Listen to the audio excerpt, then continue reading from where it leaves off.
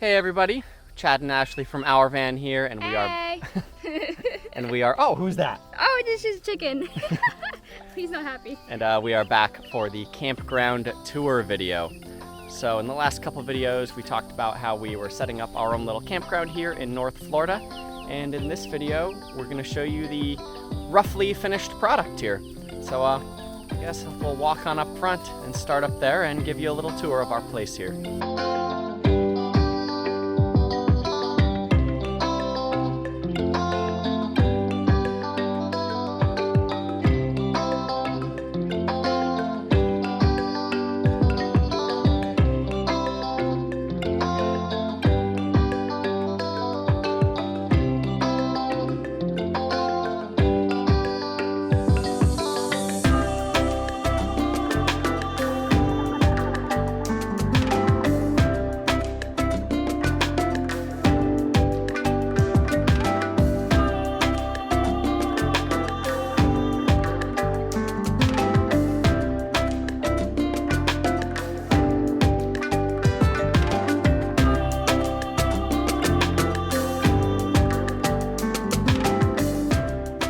I'll take you up to the front of the lot here. I think we mentioned before in the past, but I will tell you again so we get all the information here in this video. It's a 1 acre plot of land in Perry, Florida. It's not actually in the city of Perry, it's over by Keaton Beach. And it's a 1 acre plot back in a little neighborhood, just like a mile from the coast over here. Open up the gate and I'll take you out front. Come on, bud, you can come with me. We're on a corner lot here. So everything from the corner and then over 150 feet down that road and then 300 feet down this road in a rectangle, 150 by 300, that is our lot here. And when we got it, it was just raw land. It did come with the fence, no gate, but just the fence surrounded the whole property. And then we added the gate there and no driveway either. So got the driveway installed. And let's go take a look inside. Come on, bud. This is our little rooster decoration. He's the mascot of our campground here.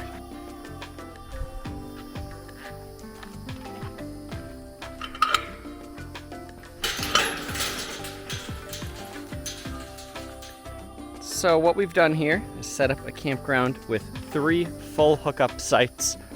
So starting from the front, we'll come on in. We did get some chickens while we were here, and we'll probably be rehoming them shortly for our next adventure coming up here, but more on that later. So coming on in, we are on what we call site number 1. So we'll come on over, take a quick peek at site number 1. It's about a 50-foot long asphalt millings pad with a little stretch off the side here, where we have a little patio area. Take a look around the back. This is where we brought in our electric service from the road. We buried underground service from that pole. You can maybe see through the trees there, and ran it in about 80 feet into the property off the corner to our meter box here. And then all the electric is underground, going to every site from here. So coming around the back of site 1, I'll give you a little peek at kind of what we've got set up at every single site. So I'll flip the camera around here. We've got a sewer connection in the ground. We've got 4-inch PVC running all around the lot, popping up at every single site. Water, we ran 1-inch PVC underground, and we've got a little water spigot coming up at every single site, and a couple extras also. And then we put an electric panel at every single site. Got these GE panels. We ran mobile home feeder wire underground to all of them. And we've got these set up here. Got a 50, 30, and a little plug, little GFI plug at every single site. Actually, site 2 only has a 50 and a GFI, no 30, but we could just run an adapter for a 30 amp plug over there. So after site 1, we'll come a little farther into the campground here. We've got a little clean out on the ground for if we wanted to add a dump station. I don't think that will ever be used, but we thought it might be a dump station at some point. site number 2 here. Ashley's car is parked on site number 2. This is the shortest site, but also the widest. So this is the first site we parked on, and when you actually park the bus on here, you could park the bus up against one side, and then you've actually got probably a 6-foot wide patio area up the entire side of the bus. So this is our smallest site. This one's big enough for probably, I'd say max a 26, 28 foot RV. The bus fits on it nicely, much bigger than the bus, probably wouldn't fit very well. And same thing over here. We've got our sewer connection, water connection, and electrical. Like I mentioned, this one just has the 50 amp plug, no 30. And right across from site number 2 is site number 3. And this is another very deep site. It's about, I don't remember the exact measurement, it's 50 or 60 feet from the road all the way to the back of the site. So coming back here, got our full hookups, water, sewer, and electric. And at the back of this site is where the water comes from. So in the last video we mentioned we didn't really get the well that we intended to get. We wanted a below ground pump and ended up with an above ground pump. And because of that, we probably want to get this shed anyway to cover it, but I wasn't planning on it originally. But since it's an above ground pump and it's kind of exposed, decided to get this shed and put it over. So this is like our pump house shed kind of. We got our cool little pitch pump here. Kind of pointless, but also fun and useful if power ever goes out. And yeah, it's a 1 horsepower well pump. Runs underground from here all around to every single site. And then also we just got some miscellaneous storage in this shed here. So that ended up being pretty useful. And I'm actually kind of happy I was forced to get the shed, because the price difference to get the cheaper well more than covered the cost to put a shed on top of it. So it's kind of like the same price for the well I wanted and the well I ended up with plus a shed. So it worked out. So those are the 3 sites. Again, look behind me, site 3. Across from site 3 is site 2. And just a little bit over, more towards the entrance, is, where is it? Site 1. And then the exit is back over there. And then if you look right behind, or in front of me here, in the direction I'm walking, the road kind of just dead ends as you drive beyond sites 2 and 3, because we just kind of needed a turnaround area, and this could be extended. The lot is actually a lot bigger than the space that we've used. I guess before I get in farther, we'll just take a quick peek at the back of the lot. So the campground really only uses the front half of the lot. And then we've got all this land back here for who knows what we will ever use it for. But it's probably around a ½ acre, maybe even a little over a ½ acre. That's just kind of untouched land over here. And yeah, we really don't have any plans for it. Figured maybe a crazy idea was one day we could get some kind of prefab home and drop it on here if we ever wanted to.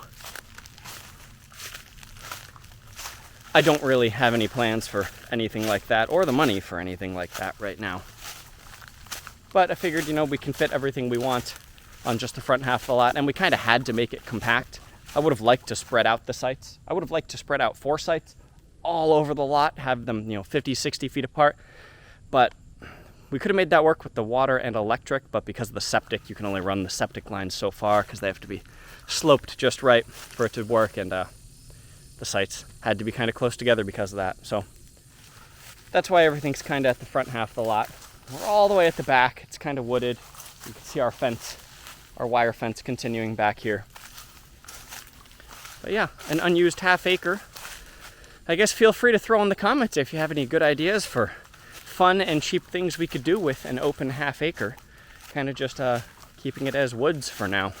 But I'm very, very open to suggestions for something cool we could do back here. So let's take a walk on back up and I will show you the fire pit and bathroom area. So we already gave you a look at where we get our electric from the panel kind of behind site 1. Water all comes out of the shed and runs underground.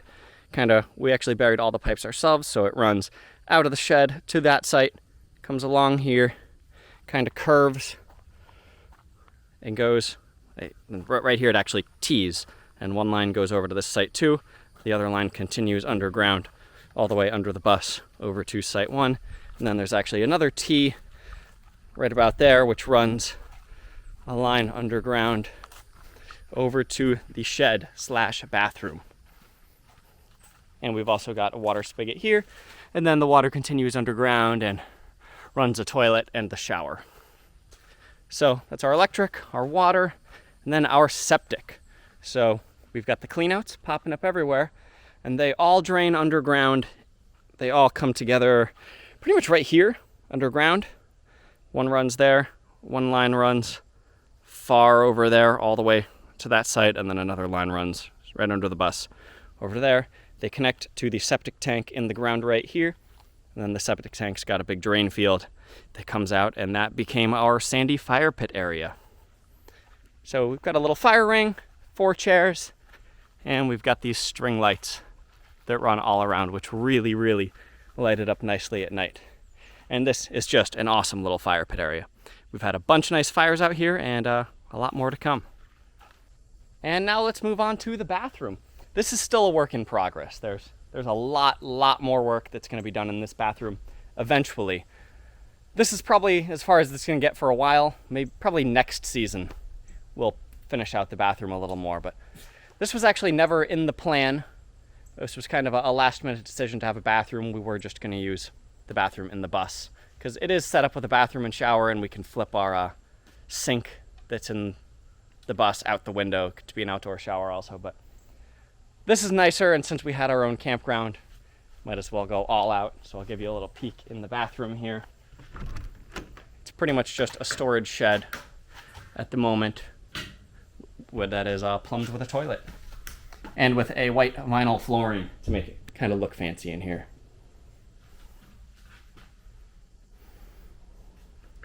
Not too much work done in here, just storing some fishing gear, and really all we've done is the floor and the toilet. But the toilet is plumbed, flushing, functioning toilet. So that is very exciting to have. And eventually, I do have plans to kind of finish out the inside, probably drywall the walls, probably insulate and drywall the walls, some kind of simple ceiling finish, maybe a nicer light fixture.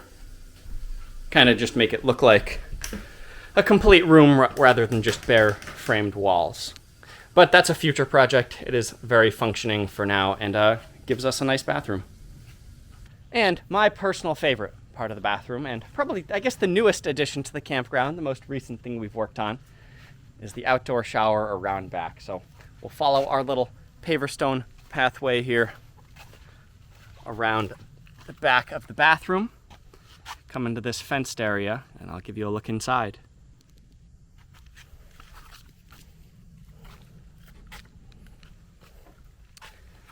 This is our outdoor shower. Let me go and plug it in real quick, actually. The power is not run to the heater. The wiring's kind of rough. We'll figure out a better way to run that eventually, but I'll show you this little water heater we've got going on here.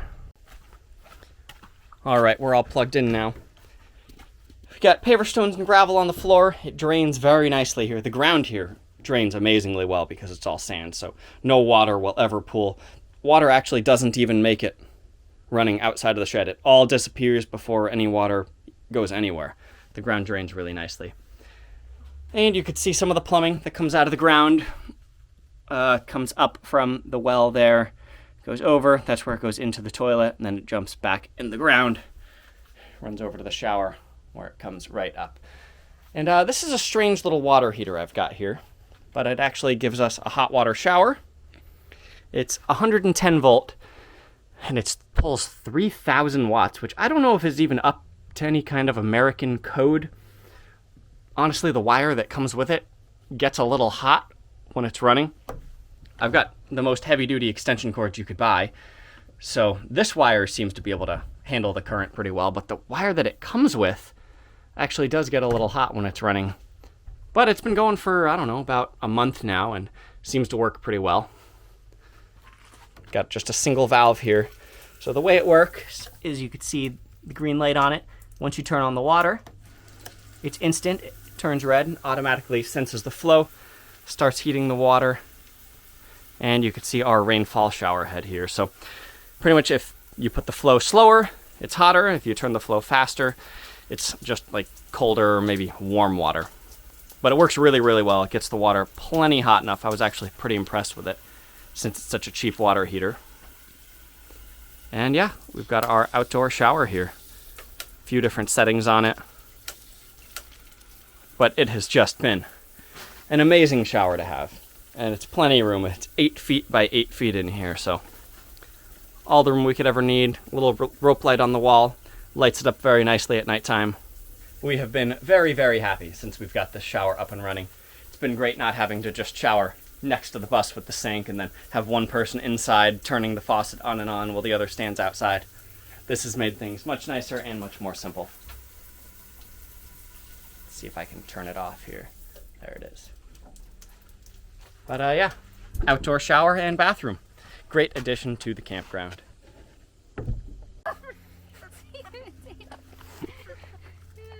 What are you giving them? I left my skin for my sweet potato. Ashley is feeding the whole flock here some sweet potato. They seem to really enjoy it. So we've actually got some chickens and turkeys here. They were kind of just our fun little hobby while we were building the lot here. No, we were not going to eat them. Yeah, the main reason we even got them is because they were on sale. So we walked into Tractor Supply in Perry, and most of these guys were anywhere between 25 cents each to $1 each. So that's why we ended up with so many. Every time we would go, they would be on sale. Like these guys, all these white turkeys here were 25 cents each. So how do we not get some? The most expensive one here was this guy, because we didn't know our lesson yet. We didn't learn our lesson yet, but he was $10. Yeah, we paid $10 for the one turkey, but he is by far the most expensive bird here. So everyone else was less than... The whole flock here was probably less than $20. Yeah. So that's really about it for the campground. There's not a whole lot to show you. But it was a lot of work. We actually spent, what was it? How long did we spend building this? 4 months? 3-4 months? It was a long, long time building this, but it's finally all come together, and we are thrilled with the end result. Kind of gives us a little home base here. And the next adventures are going to start very, very shortly here. We've had about enough time being stationary in one place. As much as we love it here, we're kind of torn between, spending a long, long time here and then getting back to our travels. But it's about time now that the campground is finished. And yeah, what else? What else do we want to mention? As you can see, we do have 3 sites here, and we only require 1. So the code actually allows for up to 4 campsites per acre here. So we were allowed to put 4, but we couldn't really find a way to arrange 4 in a way that we could reach septic to all of them. We could potentially add the end of the road cutoff here as just a water and electric site if we wanted to in the future. I guess technically it could be a dry camping site right now. But yeah, for now we got 3 full hookup sites. We really only use 1, and we haven't really come up with any plans as to whether we want to rent them out or have people come stay. We definitely, if we meet people on the road, we want to be able to invite them to our campground here. And maybe if any of you are interested in coming for a stay, throw it down in the comments. Figure out some way to contact you if you're interested. But definitely if we're ever around and we're going to be on site here, we would be happy to have guests at the campground. So we haven't had anyone stay yet. I'm sure eventually we will. I'd love to see one day actually having a rig on all 3 sites. That would probably look pretty cool, having the campground filled up here. It's something I've never actually even really imagined until this moment. But I think it would be kind of nice to see an RV on all 3 sites. It would feel like a serious campground, instead of just our one lonely camper here with all the other sites being empty. Well, Ashley has a parking spot, but we could easily move the car over to the dry site and have plenty of room for 3 full hookup sites here. So that's going to be about it for the campground tour, and I hope you enjoyed it. Any comments, questions, throw them down below. We'd be happy to tell you more, especially if you're interested in doing the same kind of thing. I'd be happy to share the area with you. And really anything you want to know, I could recommend, I don't know, people to do water, sewer, electric, anything you might need. Feel free to ask me if you're trying to develop kind of the same thing in this area. And I'd be happy to share anything we've learned in the process. So we're gonna wrap it up here. Hope you enjoyed seeing the ouRVan campground. And we're gonna get some new adventures started soon here. So we will see you back on the road or back for the next adventure.